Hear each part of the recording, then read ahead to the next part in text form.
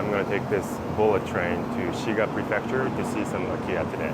Alright, let's hop in. As you may already know, Japan is said to have 10 million empty homes by the end of 2023. Many of them are considered Akiya, abandoned houses. It's a fascinating phenomenon that has been a major topic of conversation in Japan and around the world. The country's population is decreasing and aging very quickly, and many people are moving to the cities, leaving behind their homes in the countryside. So what's the big problem? The Japanese government has realized that they can't let these houses go to waste or stay abandoned, and they've come up with a plan to incentivize people to buy it at a very low price. The question is, how does this process actually work? I recently took a trip to another Japanese countryside town called Maibara, located in the central part of Japan between Nagoya and Kyoto. It only took 2 hours and 15 minutes on the bullet train from Shin-Yokohama Station to Maibara Station, and then we visited the Akiya Bank run by the city of Maibara and a couple of Akiya houses. So in today's video, I'm going to show you how we worked with this Akiya Bank and go through what the process is like from start to finish. Before we begin, I would really appreciate it if you could hit the like button and subscribe to the channel. And if you find it helpful, be sure to share with someone who might benefit from this. And if you're interested in learning how to buy a cheap Akiya house in Japan as a foreigner, I put together a step-by-step guide that will help you own your dream house here in Japan. Be sure to click the link below in the description. Now, let's get started. As you may know, there are Akiya abandoned houses everywhere in Japan. It's a fascinating phenomenon that's been going on in Japan for many years now, and it's attracting a lot of foreigners. When choosing the location for Akiya, where you would want your property to be based on what you're looking for. If you have a smaller budget to work with, like less than $50,000 all-inclusive of closing costs and renovation, you may only be able to find Akiya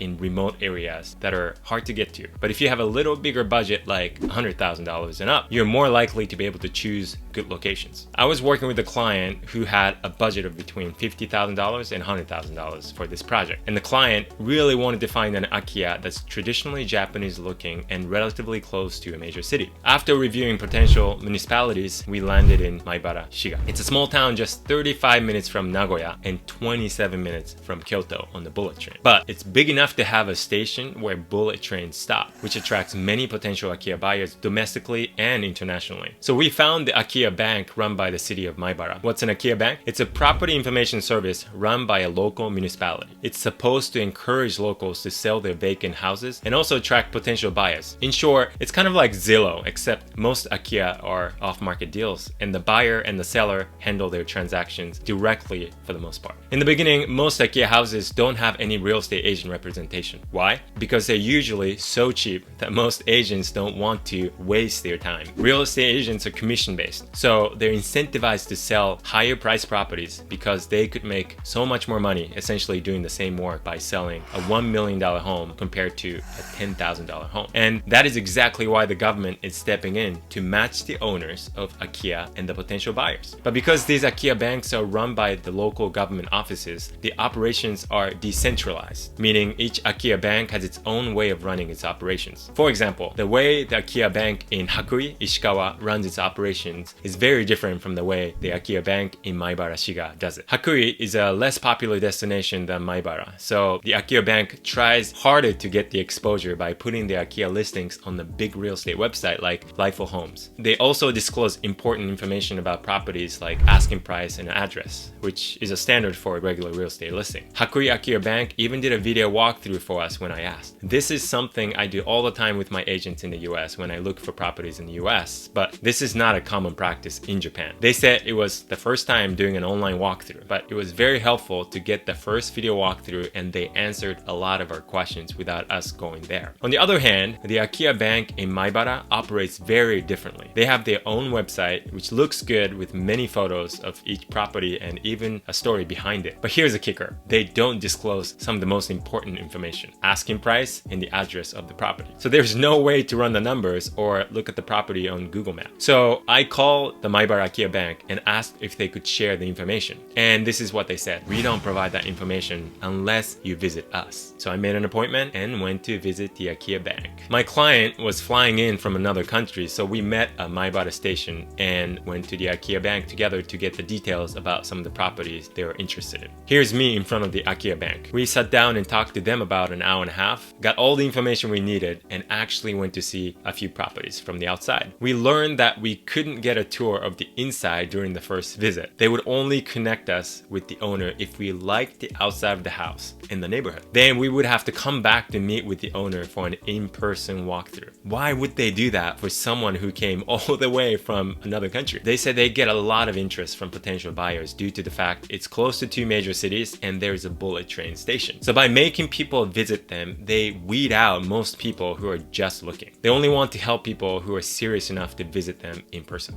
Anyway, the first property we visited was this house. It was listed at 5.8 million yen, which is about $40,000. It's about 15 minutes by car from Maibara station and it's very spacious. It even comes with a guest house attached to it. Built in 1973 and it's been vacant for 20 years. The photos of the inside look pretty decent, but they said the renovation would cost at least 6 million yen or $42,000, which is more than the asking price. But still, a spacious traditional house for under $100,000, it might be a great deal for the right person. The next property we visited was this house. It was listed at 7 million yen or $49,000. It was also massive, 221 square meters of living space and 708 square meters of land, which includes a 6-car garage with a roof over it. This one is only a few minute drive from the Maibara station and a 5-minute drive to Lake Biwa. The owner had just moved out of the place, so it must have been a living condition. Can you still call it an Akiya if it hasn't been abandoned? Well, let's put it this way. It's a very fresh Akiya.